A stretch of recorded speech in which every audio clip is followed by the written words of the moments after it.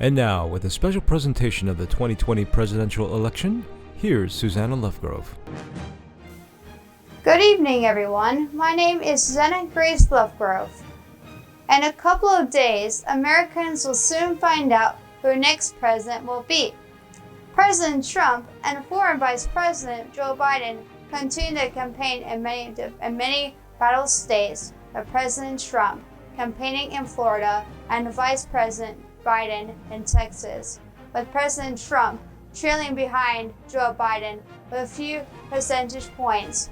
Both candidates tried their best to convince voters during their last debate that was held in person, but this time separated by plexiglass. During this election year, with the pandemic that has devastated the nation and the world, many citizens are worried outcome of this election. We're going through difficult times. Americans want their leaders to lead the battle with this virus and many other issues. Many undecided Americans are observing both candidates closely. Carly Ruderman is at the polls and have been following a tight race between President Trump and Joe Biden. Thank you, Susanna. President Trump and former Vice President Joe Biden debated for the first time Tuesday night in Cleveland, Ohio. It was rocky from the start, with lots of shouting and name-calling.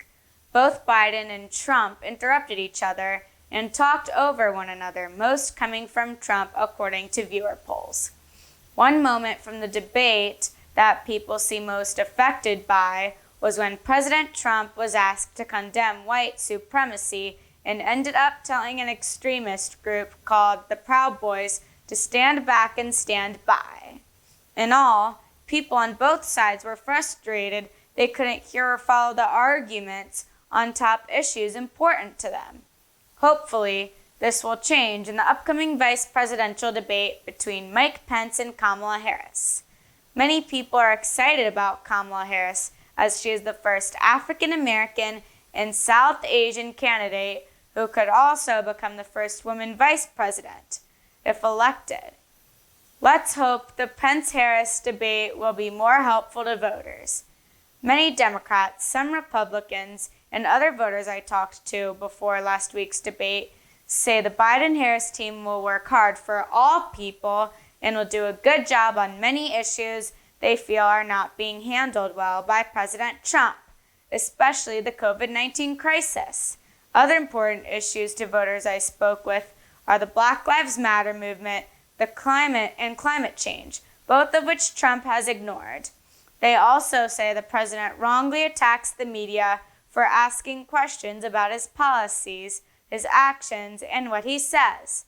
These are things the American people have the right to know, and they feel 4 more years of President Trump will ruin our country. On the other hand, Republican voters I talked to feel Trump does a great job with the economy and that Biden and Harris will ruin it. His supporters also say he has handled the COVID-19 crisis very well and that schools and businesses need to open to keep the economy from failing. These voters also feel the president is treated very unfairly by the media. Trump and his supporters say that he can make America great again, but Biden's supporters believe we will build back better. One thing is for sure with this election. It's more important than ever that everyone exercises their power to vote. For SPTV News, I'm Carly Ruderman. Back to you. Thank you, Carly. In recent debates, both presidential candidates outlined their plans on how to lead the country on important issues, including COVID-19, national security, healthcare, unemployment, racial equality, and many other issues that matter to most of the American people. Lavanya is in Bethesda and will tell us why this election is important to this generation. My name is Susanna. Every 4 years, the United States holds presidential election. The country will soon have its 59th presidential election. Let's now look at who's on the ballot. On the Republican side are Donald Trump and Mike Pence, who are running for a second term. On the Democratic side are Joe Biden and Kamala Harris. Many people think that this election is the most important election in our generation. The next president and Congress have to deal with three argument challenges. The country is still in the middle of COVID pandemic, which has infected over 8 million Americans. Second, COVID has also affected millions of people who have lost their jobs and are facing hardships. Getting Americans back to work, school, and normal life will be important. Finally, there has been some discussion about nationwide protest. Really, a lot of people have joined protests for Black Lives Matter. There are other issues such as disability rights which affect us. For all these issues, it is really important to vote. Mark the date. Election day is November 3rd. Social distancing might make it hard for in-person voting. Maryland, Virginia, and DC are early voting. If you can vote, please vote early. Please tell your family and friends too.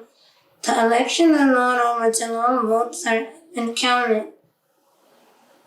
The race has been more complex, with President Trump being infected by COVID and the fight to fill the Supreme Court seat. Let me add a personal touch. There has been some discussion about the Democratic vice president's name.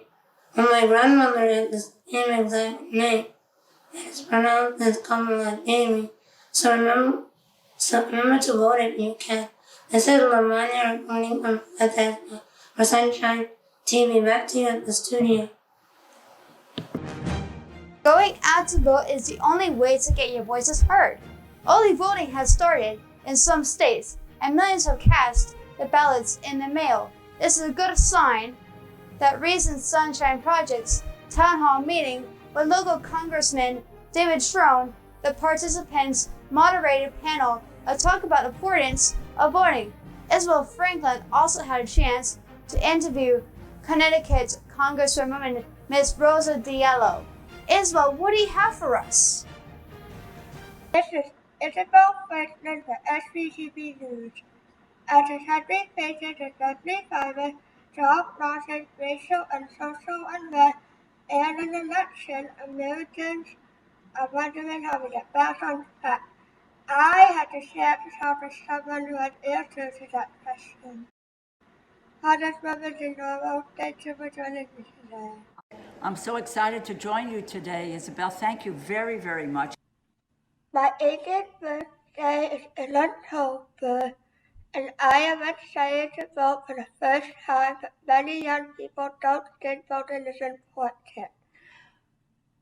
What can you say to them about why the vote matters?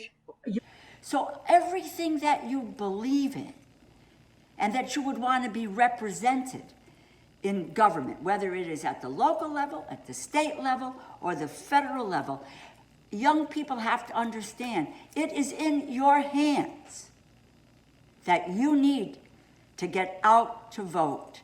Because if you don't, then people may be elected who do not believe in the same things that you believe in. Congresswoman, thank you for sitting down with SPTV for this exclusive interview. I am so delighted to be with SPTV and to be with you, Isabel. Thank you for the good work that you are doing and for being so involved in what our future is all about, and for understanding that the vote is a secret to our success as a country. This is Isabel Franklin, Jason Sis, reporting for SPTV News. Now back to the news desk. Yes, the fate of our nation depends on you, the voters. Going through challenging times, we all have the responsibility to help the future of this nation. Go out and vote.